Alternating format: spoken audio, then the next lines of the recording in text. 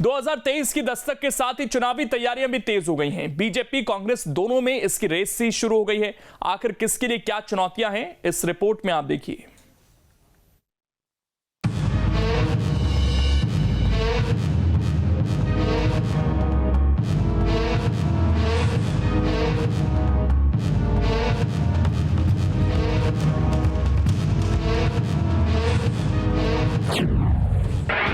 चुनावी तैयारियों से बढ़ी सरगर्मी, किसकी क्या है कैंपेन की रणनीति।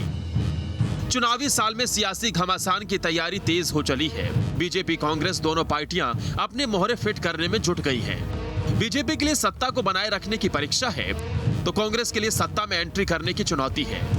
इस टेस्ट में पास होने के लिए दोनों जमीनी तैयारी में जुट गए हैं। खास बात यह है कि दोनों का फोकस बूथ लेवल पर ही ज्यादा है, क्योंकि 2018 में बूथ की मजबूती का असर साफ दिखा था। इसीलिए इस बार भी जमीनी लेवल पर ही ध्यान दिया जा रहा है। जनता के आशीर्वाद से तय है।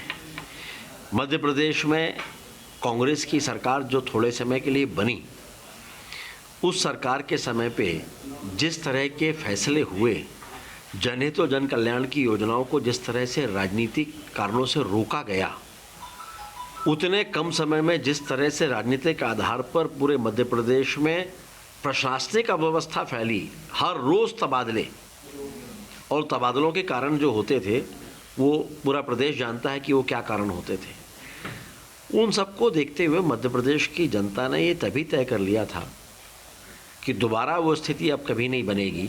हम संकल्पित हैं, और संकल्पित के अलावा 15 महीने में जो उपलब्धियां थीं वो जनता ने देखा है। चाहे 300 से 600 पेंशन हुए, चाहे शादी विवाह के लिए 51,000 हो गए हों, चाहे किसानों का कर्ज माफ़ हुआ हो, चाहे बिजली बिल हाफ आता रहा हो, चाहे अशुद्ध के लिए युद्ध किया हो, ये सब तमाम बातें कम कार्यकाल में जनता को याद है। ये किसान परेशान है, आज किसान खून के आंसू रो रहा है। तो निश्चित रूप से भारतीय जनता पार्टी के लिए कठिन क्या, भारतीय जनता पार्टी का जाना तय हो गया है मध्य प्रदेश से, और इसके बाद देश से जाएगी।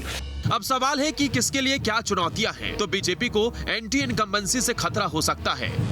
मूल नेताओं को साथ रखना, योजनाओं का प्रचार प्रसार करना, कार्यकर्ताओं से लगातार संवाद करना, ये वो चुनौतियां हैं जिससे बीजेपी को निपटना होगा, क्योंकि 2018 में विधायकों से कार्यकर्ता नाराज थे, जिसका खामियाजा पार्टी को उठाना पड़ा था। बात करें कांग्रेस की, तो गुटबाजी खत्म कर एकजुटता लाना, संगठन को मजबूत करना, जमीनी लेवल पर जनता से कनेक्ट करना, ये कांग्रेस के लिए बड़ी परीक्षा होगी। इनकम्बेंसी कहते हैं, जो सत्ता का फैक्टर होता है, वो उस कार्यकर्ताओं पर खुलकर दिख रहा है दोनों पक्षों में। क्योंकि 1.5 साल कांग्रेस की सरकार रही, कांग्रेस भी निगम मंडल बोर्डों में अपने अध्यक्ष नहीं बना पाई, लोगों को संतुष्ट नहीं कर पाई, अपने कार्यकर्ताओं को मोबिलाइज नहीं कर पाई। तो कार्यकर्ता आपके लिए काम क्यों करे, ये सबसे पहला सवाल राजनीतिक दलों के सामने खड़ा। ज्योतिरादित्य सिंधिया के आने के बाद से उनके समर्थक हर जिले में एक्टिव हैं, वो टिकट की दावेदारी कर रहे हैं। वर्षों से लोग टिकट की आस लगाए बैठे हैं, लेकिन अब नए दावेदार सामने आने से उनमें असंतोष खुलकर दिख रहा है। खास बात यह है कि पार्टियों से ज्यादा ये चुनाव दिग्गजों के लिए अहम है।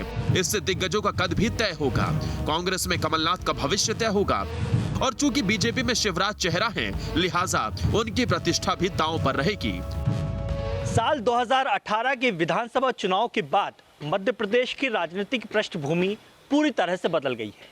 यही वजह है कि साल 2023 का विधानसभा चुनाव दोनों ही राजनीतिक दलों के लिए आसान तो बिल्कुल भी नहीं है।